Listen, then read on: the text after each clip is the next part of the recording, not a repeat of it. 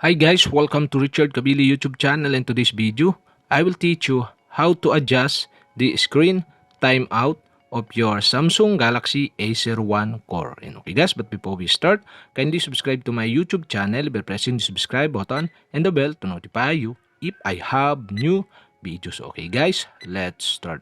So okay guys, all you have to do is go to setting in your Samsung Galaxy A01 Core.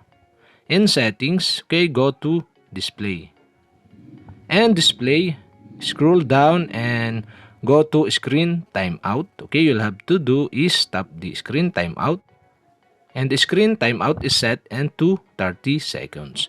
There are options here. Okay, you can set into 15 seconds, 1 minute, 2 minutes, 5 minutes, or 10 minutes. And okay guys, I select or I set into 5 minutes. And okay guys, that's it. We have successfully set the screen timeout of my Samsung Galaxy A01 Core. And okay guys, if you have a question, kindly comment below.